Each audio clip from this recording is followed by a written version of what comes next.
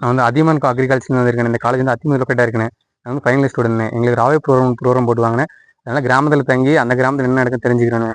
அதில் ஒரு விஷயமா இந்த ஊரில் உள்ள இளைஞர்கள்லாம் என்ன பண்ணுறாங்க விவசாயத்துக்குன்னு கேட்கணும். அதனால ஒரு குரூப் டிஸ்கஷன் பண்ணணும்னு. ஸோ நீங்கள் விவசாயம் பண்ணுறீங்களா நிறைய பேர் இதில்? நான் ஒரு நிமிஷம் நீதான மாடு விவசாயம் என்னடா இதுக்கு சரிப்பா கேளுப்பா. விவசாயத்தில் எந்த மாதிரிலாம் நீங்கள் பண்ணுறீங்க அணுகுமுறைகள்லாம்? விவசாயத்தில் வந்து நெல் நடுறோம், அப்புறம் ராகி, அப்புறம் மக்காச்சோளம், இந்த மாதிரி மாட்டுக்கு வந்து ராகி. ஆனால் அதில் விதையிலேருந்து அறுவடை பண்ணுவீங்களே, அது என்னென்ன மாதிரி செய்வீங்க? விதையில விதைக்கிறது அறுவடை செஞ்சு எங்களுக்கு தேவையான அளவு சேமிச்சு வச்சுக்குவோம். மீதி முடியாதது கொள்முதல் செஞ்சிருவோம். அக்ரியில் வந்து என்ன ரேட் கிடைக்கிறாங்கன்னு தெரியல. ஒரு சில நேரத்தில் அக்ரி நாங்கள் வந்து கன்சல்ட் பண்ணி அவங்கள அணுகுமுறையில் அவங்களும் ஒரு சில வந்துட்டு அக்ரி பார்த்தா எங்களுக்கு வேளாண்மை துறை எலுமிச்சங்கரின்னு இருக்குது அறிவியல் கேள்வி. அங்கேருந்து எங்களுக்கு தேவையான விவசாயத்துலேருந்து பட்டாசிட்டு அதெல்லாம் கொடுத்துருக்கோம். எங்களுக்கு தேவையான அடி வரும், பூச்சி ஏதாச்சும் உட்காந்துச்சுன்னா அதுக்கு என்ன அந்த விளைச்சலுக்கு இந்த மகசூலுக்கு அப்போ வந்துட்டு என்ன மருந்து அடிக்கணும், அதாவது அதனால் வந்து எப்போ வந்து கிளியர் ஆகும் அந்த பூச்சி.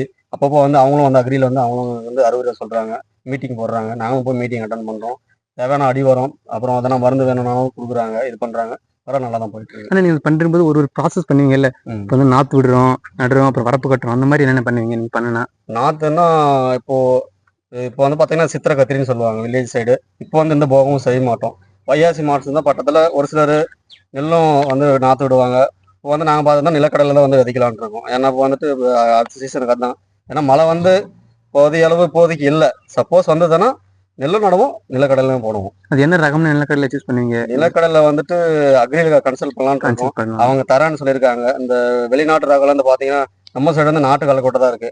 ஒரிஜினல் வந்து பார்த்தீங்கன்னா செம்மண் விளையில கூடிய இந்த சிவப்பு கலர் கொட்டை வந்து பெருசா இருக்கும். அதை வந்து நல்ல ரேட்டுக்கு போகுது. நீங்கள் அதை வந்து பண்ணி தந்தீங்கன்னா மகசூல் பண்ணீங்கன்னா உங்களுக்கு வந்து நல்ல ரேட்டு கிடைக்கும், எங்களுக்கு மூலியமா நாங்கள் எடுத்துக்கிறோம் அப்படின்ட்டு அவங்களும் வந்து அக்ரியில் சொல்லிட்டு போனாங்க.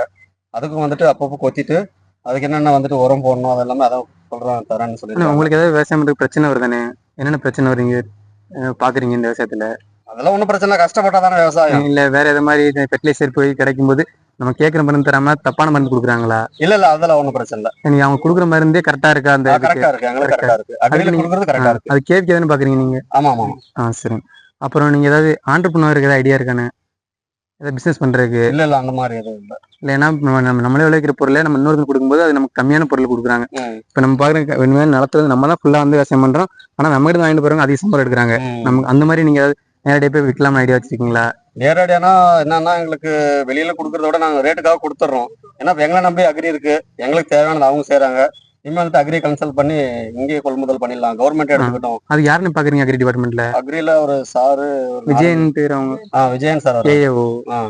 அப்புறம் இந்த கேவிகே இன்ஸ்டியூட். அப்புறம் மருந்து வாங்க போறது எங்கன்னு போறீங்க? பக்கத்துல ஃபெர்டிலைசர்னா பக்கத்துலன்னா வர்ணப்பள்ளி போவோம். இப்போ வந்துட்டு இங்கே பாத்தீங்கன்னா அக்ரி வந்து படிச்சுட்டு இதே மாதிரி தான் உங்க மாதிரி ஸ்டூடெண்ட் அப்ரூவல் கொடுத்துருக்காங்க. 2 கடை இருக்கு இங்க சின்னப்பள்ளியில.